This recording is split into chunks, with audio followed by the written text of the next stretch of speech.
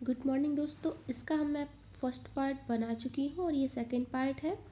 और इसका first part देखने के लिए मैं आपको लिंक इसके डिस्क्रिप्शन में डाल दूँगी, आप वहाँ से इसका फर्स्ट पार्ट ले सकते हैं। चलिए तो देखते हैं एशिया महाद्वीप की जलवायु। और अच्छा, अभी हम लोग कवर कर रहे हैं ये महेश कुमार वर्णवाल की बुक। और जिन भाई बहनों के पास में ये बुक नहीं है, मैं चाहती हूँ उन सभी तक ये वीडियो आप लोग शेयर करें ताकि उन सभी को इसका फ़ायदा मिल सके, क्योंकि इस बुक से हम बहुत सारे एग्ज़ाम क्रैक कर सकते हैं। और हिंदी मीडियम वालों के लिए ये बुक एक वरदान की तरह ही है। ठीक है, चलिए अब हम देखते हैं एशिया महाद्वीप की जलवायु। तो अच्छा, मैं यहाँ पे सिर्फ आपको वही पॉइंट नोट डाउन कराऊंगी जो ज़रूरी है और शॉर्ट में नोट्स बनवाऊंगी। तो सिर्फ आपको यहाँ पे क्या लिखना है, एशिया महाद्वीप की जलवायु, जस्ट उसके नीचे लिख लेना है साइबेरिया। ठीक है, ये हेडिंग, फिर उसके नीचे आ जाएगा आपका साइबेरिया का पॉइंट, फिर साइबेरिया बर्खोयांश, उसके जस्ट सामने लिखना है सबसे ठंडा स्थान।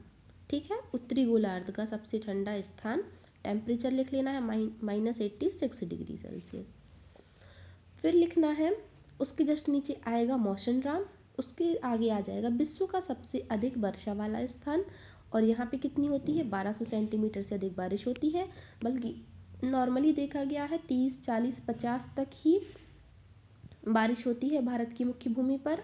उसके जस्ट नीचे हमें लिखना है लाल सागर से मंगोलिया का स्थान, जहाँ अत्यधिक अल्प मात्रा में बारिश होती है। तो वहाँ पे कितना लिखना है, 10 सेंटीमीटर से कम। और देखते हैं उसके नीचे हमें एक पॉइंट बनाना है, जैकोबाबाद पाकिस्तान लिखना है। और सामने लिखना है कि विश्व का द्वितीय उच्चतम तापमान, ठीक है, और कितना डिग्री है, 54 डिग्री सेल्सियस।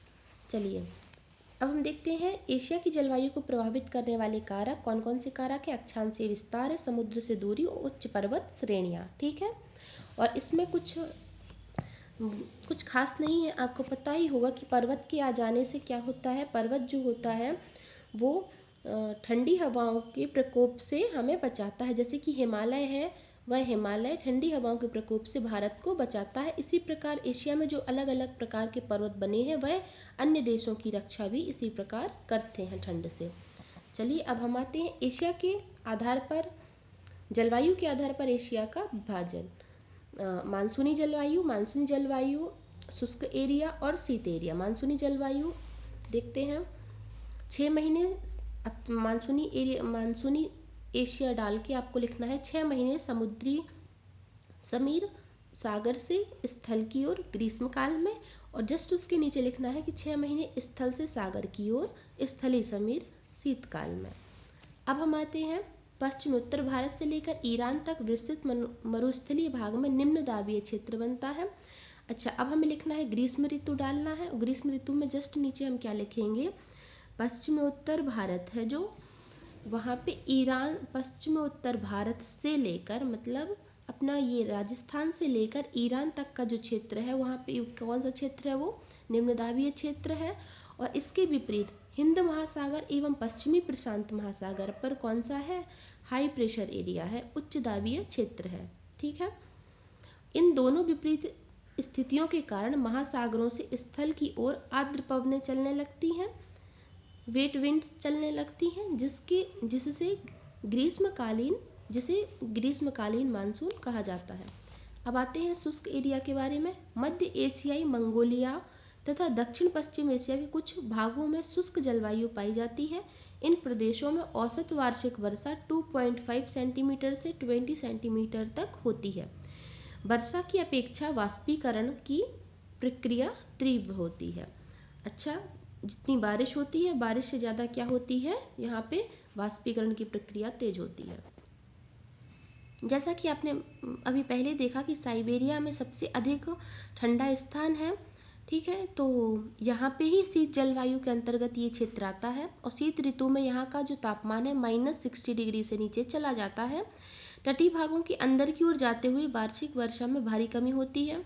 विश्व में सबसे अधिक वार्षिक तापांतर है जो मैनुअल मीन्स टेम्परेचर इसी जलवायु प्रदेश में पाया जाता है। और निम्न तापमान के कारण मिट्टी का जो तापमान है या हिमांक है, ठीक है, फ्रीजिंग पॉइंट से नीचे रहता है।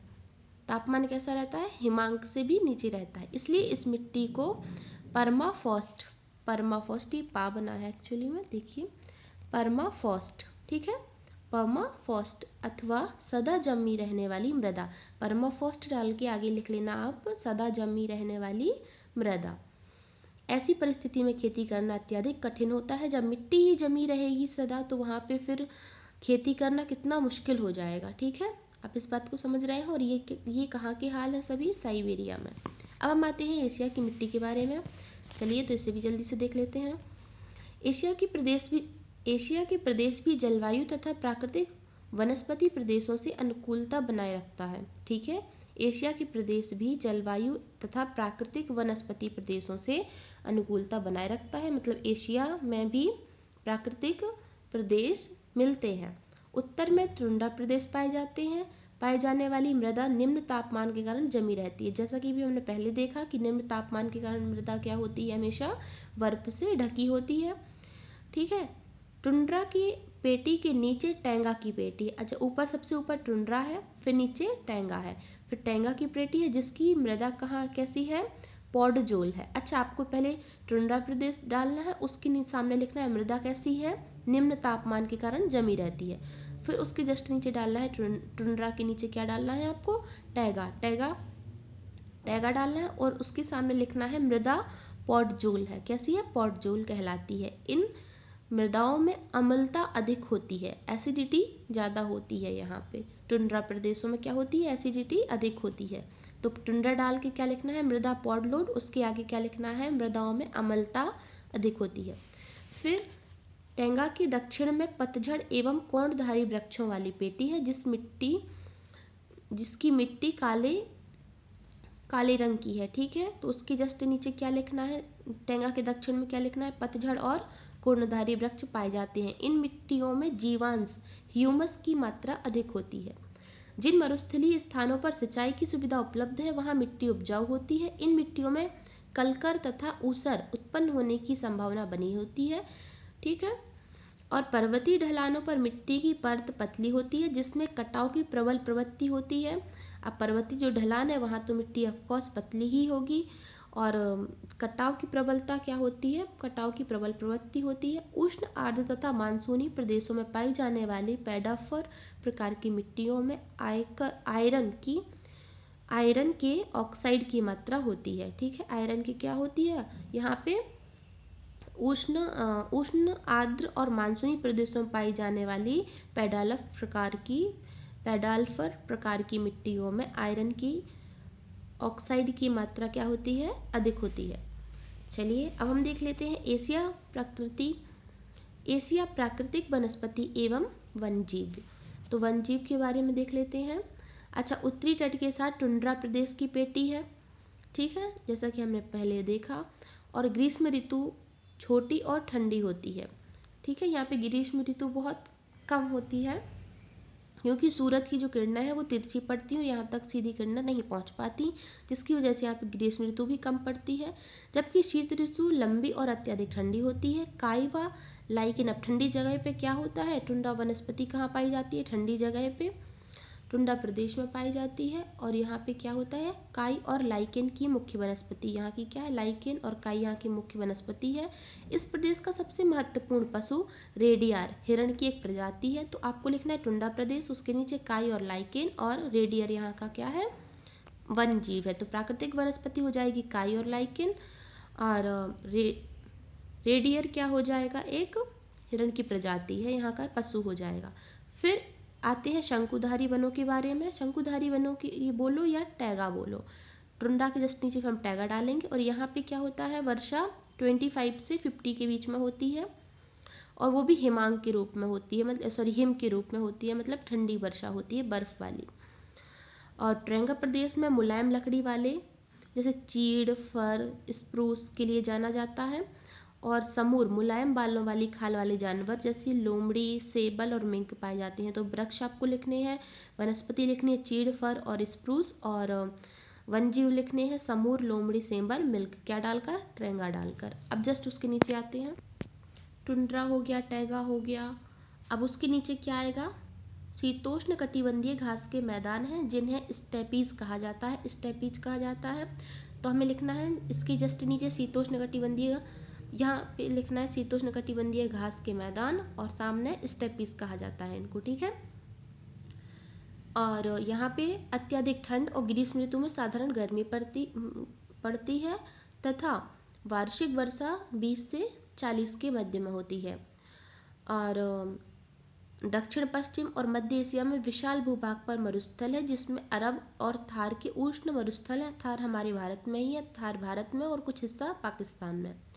जबकि मध्य एशिया में गोभी एशिया का सबसे ठंडा मरुस्थल है। आप ये ध्यान रखिएगा, जो गोभी है वह एशिया का सबसे ठंडा मरुस्थल है और तिब्बत के ठंडे मरुस्थल है। ऊंट, गधा एवं एक विशेष प्रकार का छोटा हिरण इस प्रदेश की मुख्य पशु है। अच्छा, जो मरुस्थलीय क्षेत्र है वहाँ पे आपको क्या डालना है, ऊंट और गधा यहाँ का मुख्य पशु है।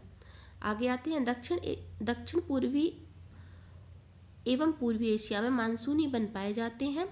तो यहाँ पे क्या लिखना है, दक्षिण पूर्वी और पूर्वी एशिया में कौन से वन पाए जाते हैं, मानसूनी वन पाए जाते हैं। इस प्रदेश में ग्रीष्म ऋतु गर्म और आर्द्र होती है। यहाँ अधिकांश वर्षा ग्रीष्म ऋतु में 62 से 125 सेंटीमीटर के मध्य होती है। इन वनों का विशिष्ट पशु क्या है, हाथी होता है। और उत्तर पूर्वी एशिया में अपेक्षाकृत अभी ठंडी जलवायु मिलने के कारण शीतोष्ण वन पाए जाते हैं। एशिया के सुदूर दक्षिणी भागों में विषुवत वृत्त के अधिक निकट है और विषुवतीय वर्षा वन पाए जाते हैं, ठीक है। चलिए, तो अब हम मिलते हैं आपको नेक्स्ट क्लास में। तो फिर हम नेक्स्ट क्लास में क्या आपसे डिस्कस करेंगे, एशिया की वन संसाधन, कृषि, उद्योग और जो भी पॉइंट हमारे इसमें रह गए हैं वो हम आने वाली नेक्स्ट क्लास में करेंगे। चलिए।